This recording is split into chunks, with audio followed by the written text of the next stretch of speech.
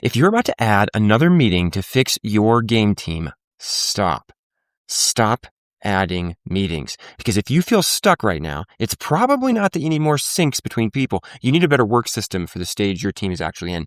In today's episode, I'm going to be breaking down Glen Paul Gray's journey with him and how his teams learned, sometimes the hard way, that piling on well-attended meetings doesn't create alignment, it creates overhead. You'll hear how they started treating meetings as a cost to align, how they adjusted their development practices when the team mode shifted, and how they used simpler, earlier tests to decide what was worth building. So you stop wasting weeks on the wrong work. If you want to leverage the work system you already have and turn them into better decisions, clearer ownership, and better game outcomes, this episode is for you. You've been working in the, I call it the R&D or the ideation concepting phase of mobile for the last few years. And the reason we're chatting, you kind of described some innovations you've done on the development side, on sort of the product side, in terms of thinking about this and approaching this problem. Where did you start on this? Let's see. So first, I think I want to frame the way I think about it is from two different lenses. One is from the team of people who are making, new games, who are endeavoring to find something that is going to work. And then there are the more product side or, product and marketing side, the approach, right? And lessons there. And I think that great teams make great games. So I think the focus needs to first be on ensuring you have a really solid team. And if you try to do it the other way around, it's very risky and likely won't work. I think a lot about a couple of the articles you wrote on LinkedIn a long time ago about work systems and what work systems are and what they do and why they're valuable. And that's been really influential in my thinking, in that, work systems are about building relationships and creating alignment. In a remote world where it's often that you're going to be starting to work, build a new game team around people who have never worked together. They should probably have a lot of experience and all of that, which is obviously, important, right? But they need to build relationships with one another, right? And rapport, and then trust, right? To go into what you're about to go into, which is a very challenging thing from multiple different perspectives, right? So there have been several learnings around, call it like incubating, new game teams, and how that's done, how that's approached from the studio level, how that's approached from the actual game team level. I think one of the big learnings that the studio has had and changes that we've made is around focusing on game teams instead of focusing on disciplines. We made the decision to do that, which has its own trade-offs, but it's a little bit of a different focus. And it really, I think, places the value on teams, right? That, hey, we're investing in this team who is going to go and invest in this product. Can you just elaborate that on a little bit? Because you kind of said, hey, we focus on the game team, not the discipline team. I have an understanding of what that means, but I just want you to Sure. describe that a little bit for people who might not have even seen that shift, who might have only operated in one space or the other. So it sounds like initially there was a discipline-centric setup, and then it shifted to a product team or something. Practically speaking, the org structure changed to one where, hey, we have general managers that are reporting to our CEO, and each general manager is responsible for a game or games, right? And the teams that are making or running those games, versus a structure where you have more like a matrix, right? Where the CEO has a team of executives that are all discipline focused. Right. So you have kind of at the top, the CEO with their game team, right? They have somebody who's leading QA, somebody who's leading engineering, somebody who's leading production and product, right? And then those leaders all have their disciplines that report to them in with some path, right? And then there's teams that are formed with the people who have their own responsibilities. And a trade-off there is that you end up wearing multiple hats, right? You went from that CEO has a bunch of discipline leads reporting in. Those are the directors or VPs or CEO, C-level whatevers of a set of disciplines, and everything reports in, and then sort of teams are just hashed across. Now you've got CEO, general managers report in, general managers manage those teams, including all those different disciplines within, and kind of keep each team aligned to, okay, what's the goal of the team? What's the goal of the game? Let's keep moving there. I think, so I like the way I think about it, and, maybe you'll get a similar or slightly different answer from our CEO, right? Is that he's empowering the general managers to make decisions with respect to the teams and the products that they're responsible for and accountable for. What were other things that you kind of thought about, approached that, again, you look back now and go, oh, that was really a good learning as like, this is a better way to do it, even as it comes to you being directly on a game team? Yeah. I think one thing that comes to mind is, I'll start a little high level, is make sure that the work system that you build as a producer should track the mode that the team is in. Mm-hmm. So what do I mean? When you're very early on in development of a game and testing of a game, or even before that, when you have lots of different ideas that you are cycling through, how you work needs to factor in kind of the mode that you're in and what your goals are, right? And that means to me that you need to be at a high level as lightweight as possible, right? Mm-hmm. So what does that mean, like, tactically? I'm not using Jira early on.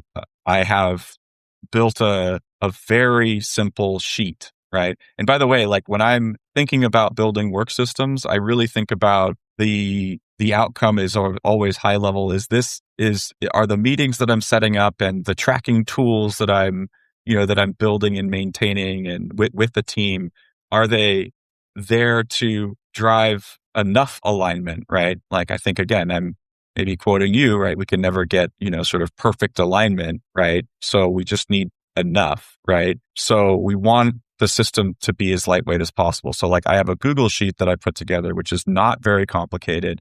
It works when it keeps the team aligned at the right frequency, right? So we run like roughly at a weekly clip, but also that I don't have to spend a bunch of time on it, right? There's a lot of things that are moving and changing. And what's important is that we're all clear on what are the priorities, what's our plan, what is the progress that we're making towards our plans, or are our plans changing? Are we learning something that will mean that we're not going to be able to do the thing that we said that we're going to do? And that's okay, right? But, hey, we should learn something about that, Mm-hmm. right?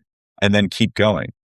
So there's not a lot of ceremonies. I could talk about specifically how I've designed things, but I'll just say that, recently we're, on one of the teams that I'm working with, we've gone through a mode shift, right? Where it's not necessarily that the goals haven't changed, but the focus of the entire team has changed. The number of tests that we're going to be running, and maybe I don't want to say the importance of the tests, because the tests are all of tests are important, right? But I'd say the focus of the team is changing, and that means that some more process is valuable, right? Around, hey, like, we should have a release process, right? We need to know when we need to align on what the art cutoff date is, right? There's going to be no more art changes going into the game. Or we need to know we don't have QA on our team right now, so we're doing a lot of this stuff internally, right? We still need to make sure that we are working with engineering to get to a point where we have a release candidate. We have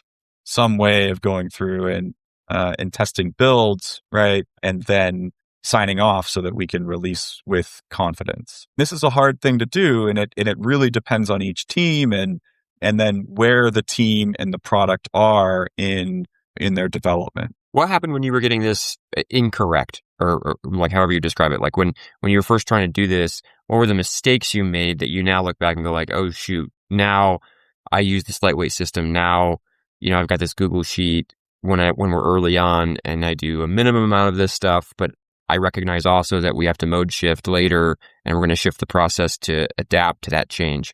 Like what happened as a result of you before you knew this stuff? I mean, I'd say that I screwed up a lot. How so? Or I mean, we were talking about this a little bit before, right? You may have an idea for how you want to update the work system by adding a meeting or changing the times of meetings, or adding a new workflow in Jira, or just in general, right?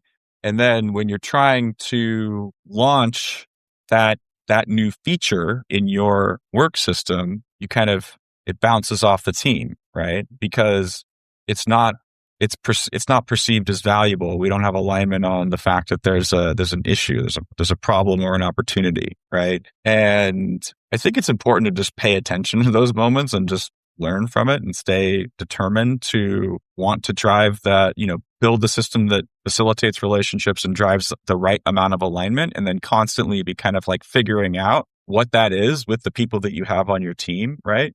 But one really, the specific example that I thought of is like when and how long certain meetings are. Okay. If there's a balance between how many people need to be in certain meetings, how often those meetings should be, and how long they are. And I think that's one of the things that I've, tried to dial in as part of the work system. Those are sort of some of the big knobs that you can turn on the work system. But I think different teams have a different cost of alignment, right? Like how much time and do you need to make sure that you have enough alignment to then go and that people can go and execute? Yeah. And the frequency, length, attendance, and all that of the meetings that you have in your work system need to kind of account for that cost of alignment, right? If you have too little, you're gonna run into issues where now you need to call more meetings, or you're gonna miss something, right? If you have too much, then the people on the team are gonna tell you, probably, if they should, that like this meeting is useless or this meeting wasn't valuable. Why am I here? I'm spending all of my time in meetings, right? Like that's a pattern that I think it comes from other things also, by the way. Like Sure. but yeah. Does this sound familiar? You're in a leadership role at a game studio. Everyone is busy working. No one has any time. But the actual game itself isn't in a good spot. Maybe it's the tech. Maybe it's the lack of a validated prototype. Maybe it's that every person seems to have a different idea about what we're trying to build. But you've got a job. There are reports to send, meetings to schedule and facilitate, the occasional season of performance reviews to go through. And everyone is always so busy. When you step back, it makes you wonder if everyone is just going to keep slowly walking towards the abyss until the project or game fails. Is this what it means to be a leader in games? In tech? To endlessly repeat the same sequence of meetings without really moving the needle? To spend hours trying to get Jira tickets and dashboards where they should be? To pretend that everything is fine when you know deep down it really isn't? It doesn't have to be this way. You can make a difference. You can help your team and game succeed, but sometimes you need a bit of help to get there. I've started a game dev leadership accelerator. It aims to level up leaders who see opportunities to make a difference but don't know how to capitalize on them. We'll walk through what it means to lead well and give you tools to understand your organization's challenges and implement changes to overcome them. Game dev is hard. Knowing how to lead will give you an edge. It will still be hard, but you'll be ready to tackle it. If you're interested, let me know below. Hit the link. I hope to see you in the accelerator because I believe better leaders will help teams make better games, and I look forward to someday playing what you create. Yeah. And so the mistakes you were making, were they in both of those directions? Did you tend to lean one to the other? Yeah, I think early on I was, I think I was probably defaulting more to like more meetings, right? And needing to kind of pare that back. Because I think as you learn, you need to try stuff and see what happens, right? And there is no perfect, right? But there is a range around it that's good and good enough, right?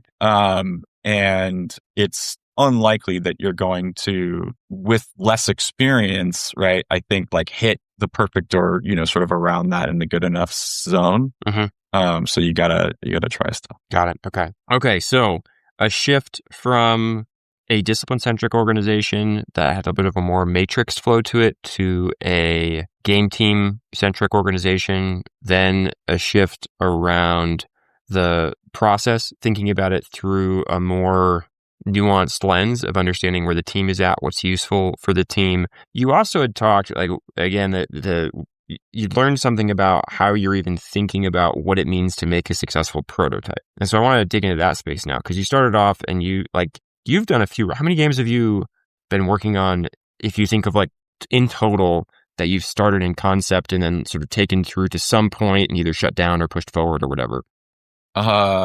If you had asked me that 14 months ago, my answer would be very different, because one of the teams that I'm working on now has spent the last 14 months going through, I think, close to 100 different ideas, 100 different concepts. And those are one-pager ideas that come from the team that we pitch and evaluate and decide whether or not we want to move forward with investing in them more, right? And building a prototype or going and testing them. But yeah, it's in terms of actual games that we've shipped and looked at, evaluated product KPIs, I'd say 25 or 30 different games. So wait, I want to pause for a second here, because so you said in the last 14 months, you're on a team and that team has been doing a lot of coming up with an idea, doing some basic evaluation of it, and then either saying, okay, let's try this or let's shut it down, to the point where you're up to 25 and 30.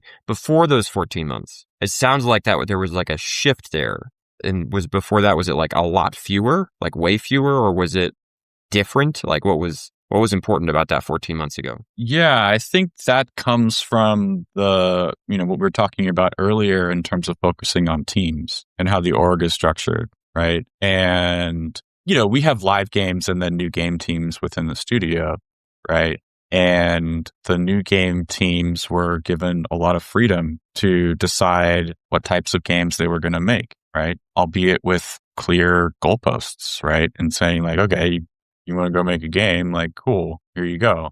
We don't have a stage gate process at the studio level, which becomes something that I think it's useful to the executives that are evaluating each of the gates, right, to help make decisions, right? But it's not necessarily valuable to the product of the team, because the team ends up making a lot of trying to convince these people, right, whether or not they should continue and invest in this or not, versus making those decisions because they have conviction based on the data that they're getting from the game that they're testing. So what changed, I think, is that the focus on game teams plus empowering those teams to go and take shots, right?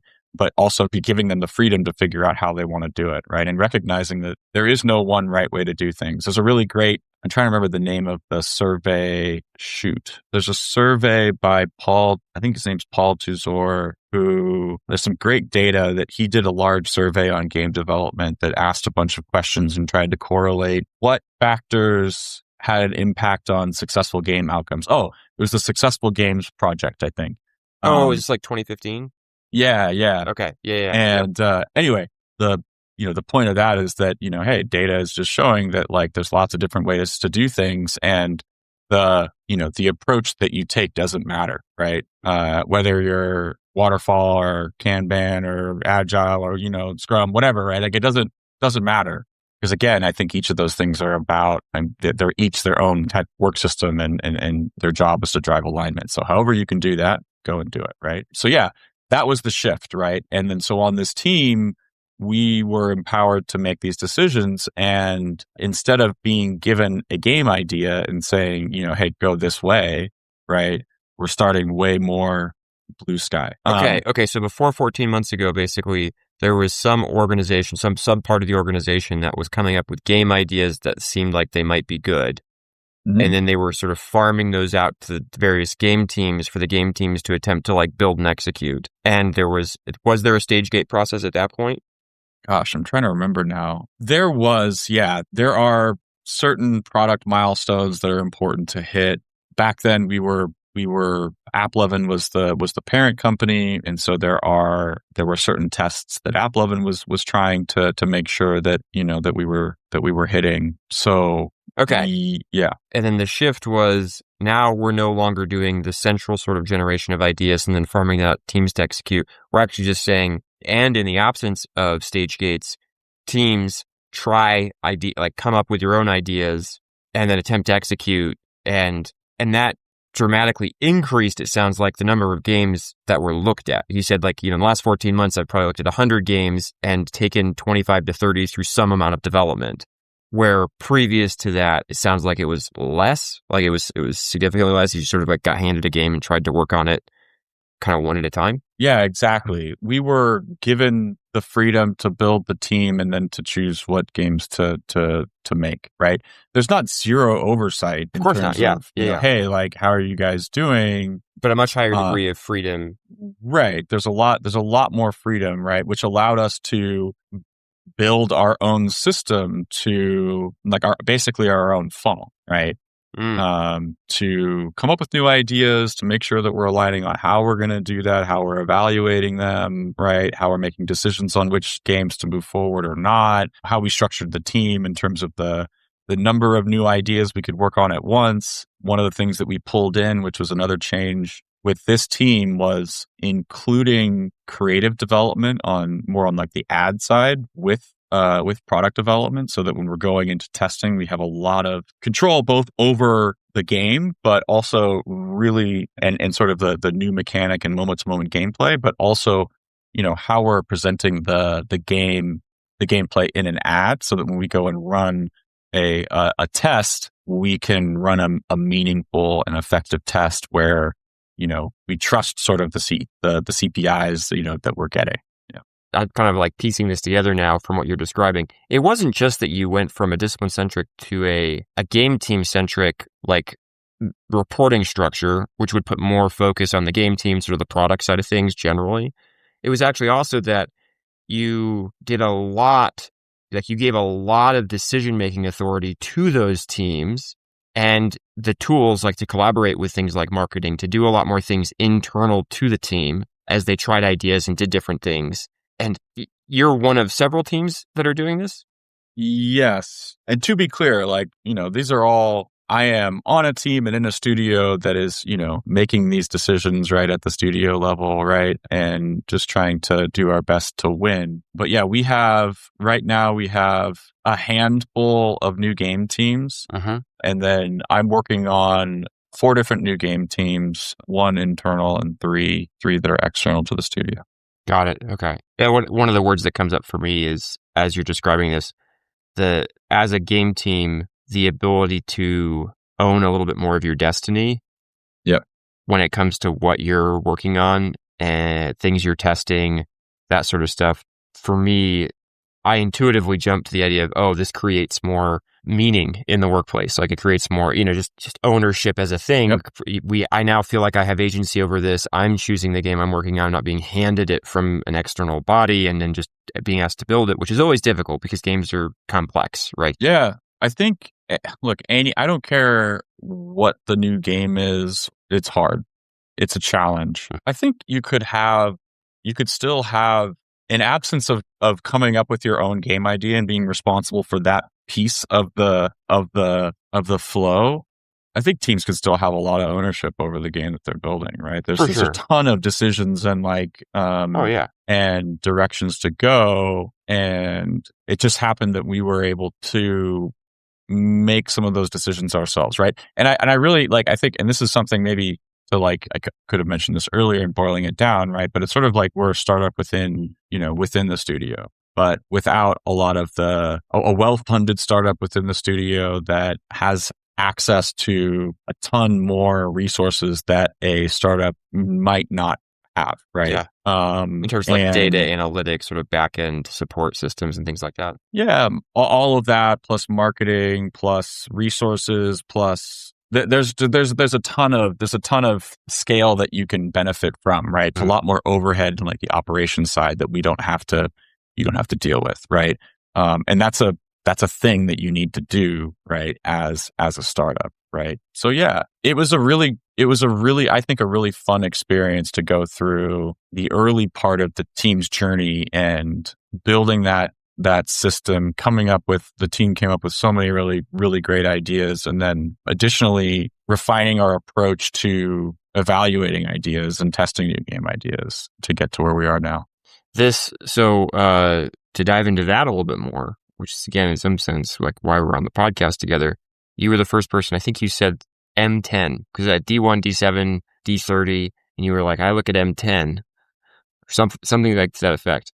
And I remember going what's interesting is my mind first went month, but you were talking about minute. So what's been going on there in terms of development? Mobile games or any software like service oriented product, we really care about retention, right? And so you'll look at D1, D7, D30, right? What's your retention curve, right? Like if you can't keep players in the game, you're not going to have a viable business, right? And so having D1 as a milestone that and a clear goal of what we want to hit is an important thing to have, right?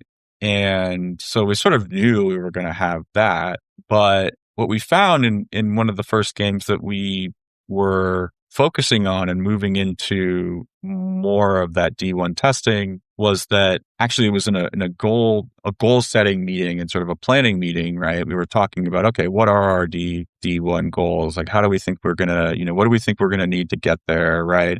And then it's like, okay, yeah, well, what are our D0 goals, right? Like, what do we think we need to get in terms of tutorial completion rate, on and on and on. And after that meeting, we realized that the effort needed to have a meaningful shot at a D1 test was different from the amount of, effort that you're going to need to put in towards getting a D0 experience built, right? Mm-hmm. There are more features that we would want to expose to players on D1, right? Like you're not going to throw everything at them in their first 5 minutes, right?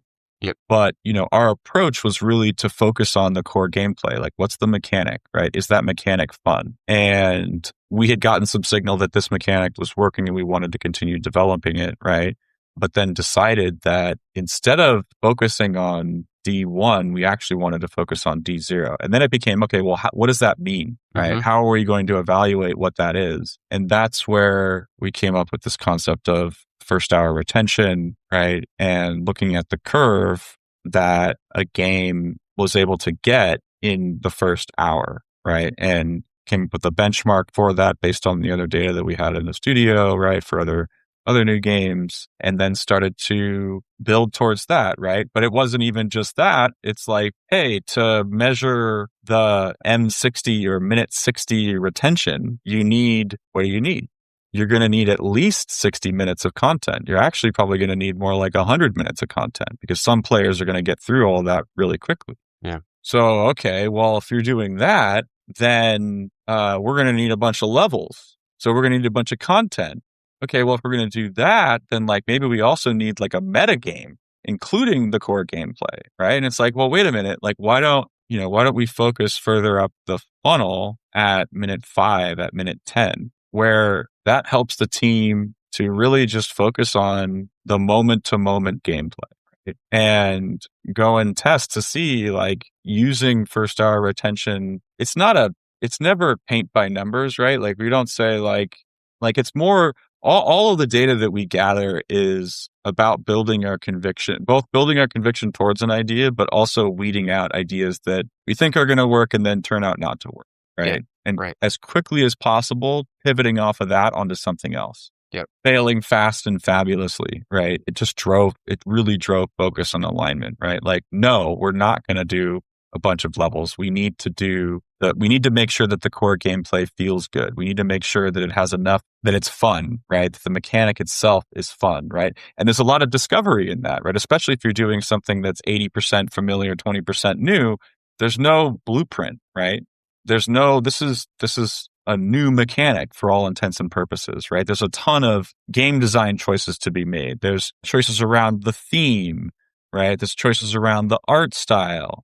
There's choices around how we introduce the player to the game, or to the mechanic through a first-time user experience and tutorials, right? There's a lot of different decisions that go into even just that first 5 minutes of the game, right? But it's enough to build to then get a signal on whether or not that thing is working and whether or not we should take it to build some more of the game, or actually no, like it's not doing what we think it should do, and trying to understand why that is, and then knowing where we are, guessing to be like, is it feasible for us to move this far, right, with what we have now and what we think we can, the changes that we think that we can, that we would need to do it, right? Like, or not. Yeah. So there's a decomposition of the game, and I'm not familiar enough with the mobile space. So you can answer maybe this as well. I hadn't heard a lot. Like I mean, I'm somewhat familiar, right? I'd heard of, okay, yep, D1, D7, D30, a lot of the sort of acronyms and things like that are being thrown around. I think actually we're going to see more of them in being introduced to the PC console space as that market also saturates. People try to figure out, how do I get people into my game? And we sort of, the AAA industry basically starts catching up to where mobile is over the next several years. That's one of my predictions of what might come. But were you familiar already with this sort of breakdown into like, hey, let's look at minute 5, look at minute 10, or was this something that was relatively like novel as an approach? No, we invented it to help as a tool to help us evaluate new game ideas. I'd never heard of it before. Maybe other studios have been using it. The way you describe it is, if let's say I'm checking D1 as my earliest check, or I'm looking at D1, D7, like you said, well, then I need to build at least that amount of content. And that amount of content for some players is going to be different for others. So I probably need some buffer on that. Someone's going to like go zipping through it. And like you said, more levels, metagame, all this different stuff. And just to do what I think is the very basic test. And so you shrunk that down and said, like, what about 60 minutes? What's 1 hour? What's 1 hour retention look like? What do people do in 1 hour? But even there, that idea of like, no, that's still too much. We can know before I even build 60 minutes of this mobile game, whether someone's likely to make it that far. Because if I am looking at M5 or M10, and I go like, well, I'm trying M5 or M10 and they're not making it. What's the point of building new levels now? What's the point of figuring out the metagame? What's the point of figuring out what systems we introduce on day 1, day 2, day 3? None of that matters. They're not making it through day 0, guys, at the rate that we would need them to. We got to stop, right?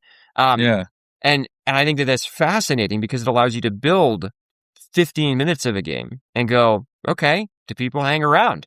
I think that it is it's a focusing function, right? If you were going to make a D1 build and all the content and all the systems, and especially if you are a 80% familiar, 20% new game, you're still going to need to put in the cycles, the like discovery cycles on the core mechanic and make sure that mechanic from moment to moment is fun, right? But you just also happen to have a backlog of other things that you're going to need to build in order to run that test, right? And each of those things can also require their own amount of discovery, meaning we're de-risking them to make sure that we can build them, they're fun, they're usable, right?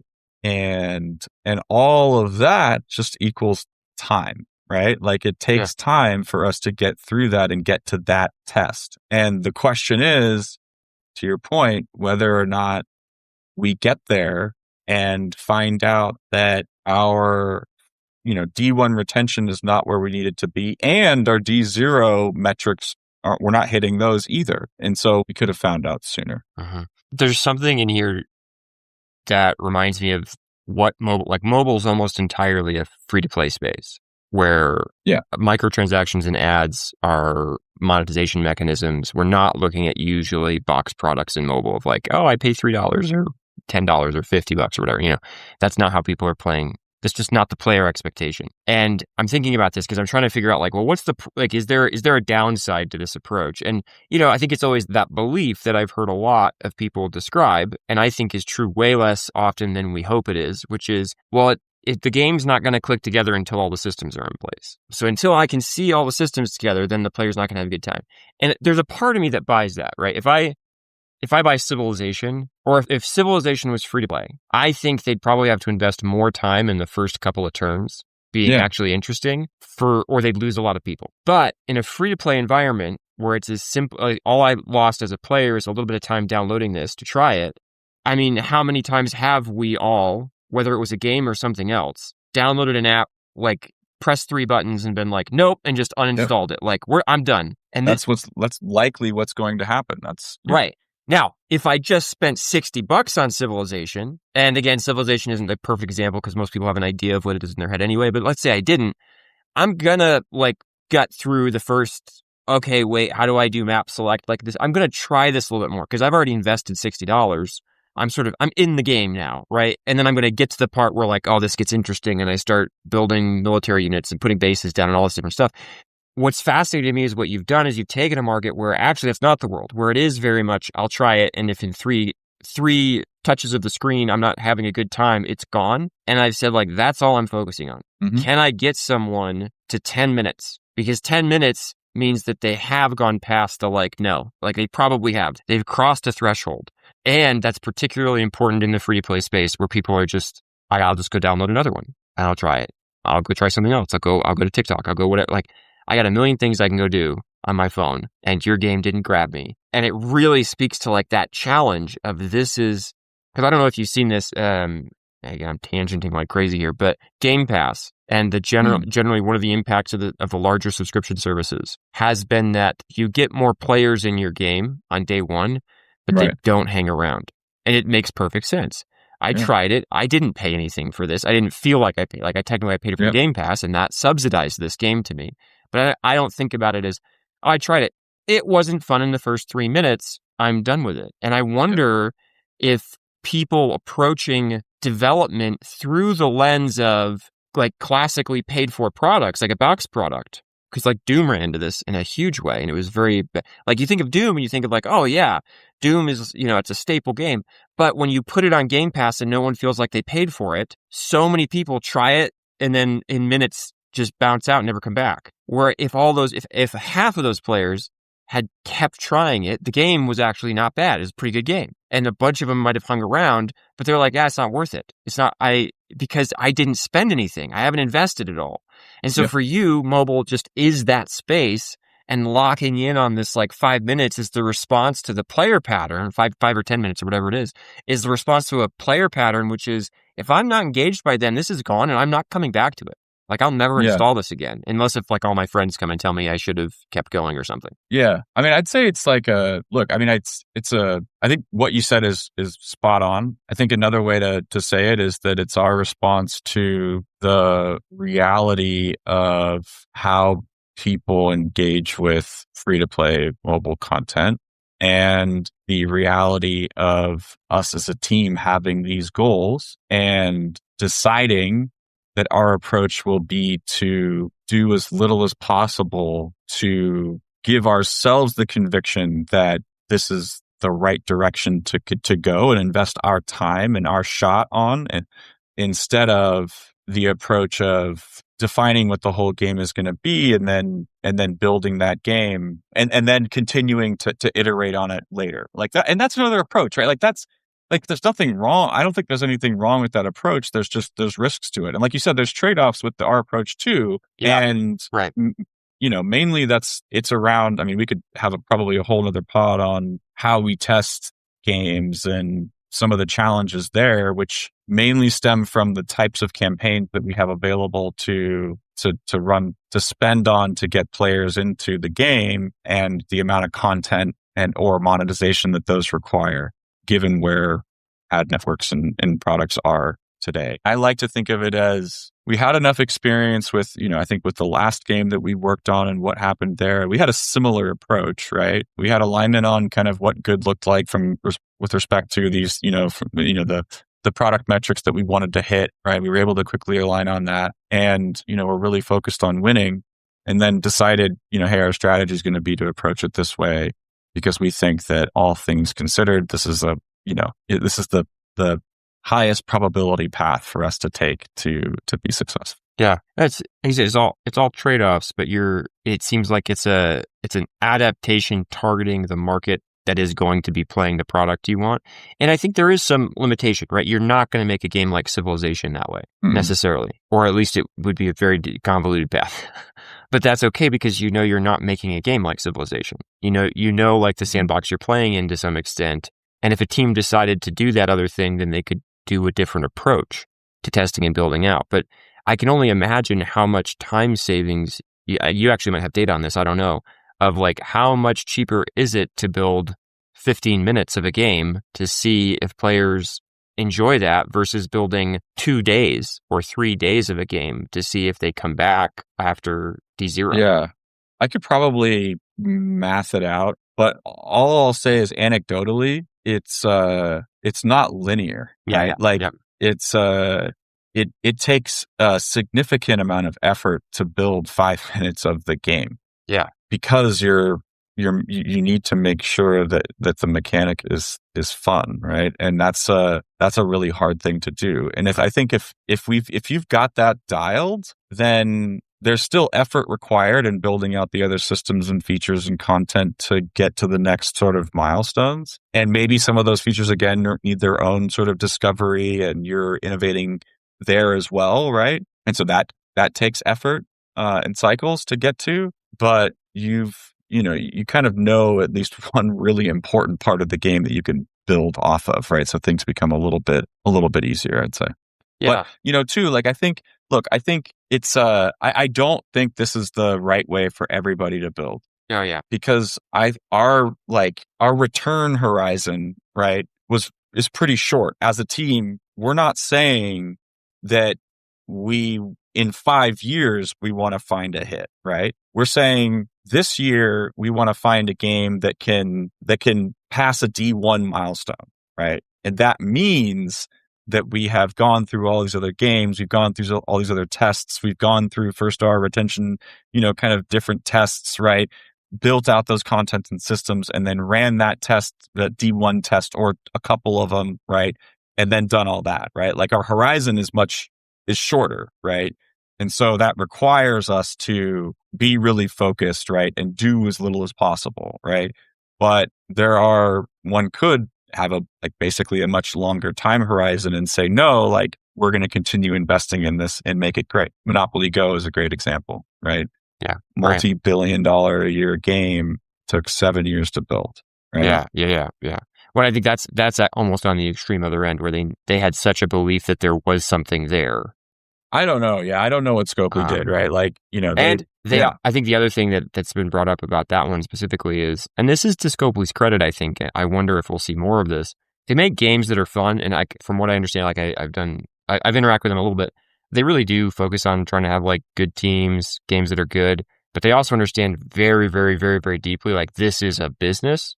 This is a financial instrument to some extent, this company. And they are willing to spend $400 million to make $1 billion, which when you think about it, when you say that out loud, it's like, well, of course they are. But it's pretty risky to throw down that first $400 million on the hopes of getting $1 billion. And not all companies are going to be willing to take that risk. And so again, like to your point, they did this a little differently. They had a different approach probably. But in 7 years to develop, and now it's a $1 billion game. Yeah, they incubated it for a long time, and then were able to find something successful, and they were willing to continue incubating it year over year, right?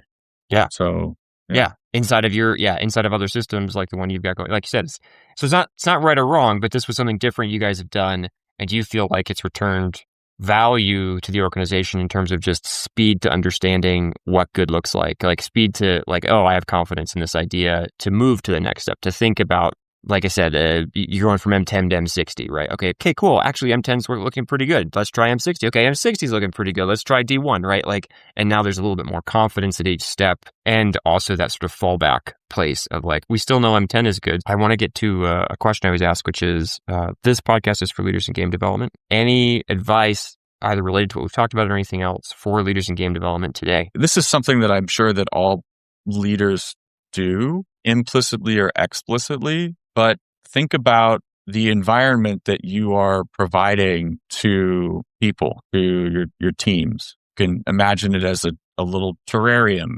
right? And it's got water and a heat lamp and some food and some places to hide, and you have control over a lot of that, right? And it's important to decide how you want to run things and what sort of culture. I mean, this thing is, another way to kind of say it. Incentives is another way to say it, right? But how you're incubating teams, I think, is really important. And I don't have any specific advice for how to do that, right? Like, because I think there's lots of different ways to do it that really depend on, the environment that you're in, right? But yeah, what sorts of systems do you build? What sorts of, work system do you build around the people that are making the products that you're developing, right? And making sure you're focused on focused on that, making sure that you're investing in that and focusing on it as much as we're focusing on, say, more on the product side. That's good advice. All right. With that, we will wrap up the recording. Glen, thanks a ton for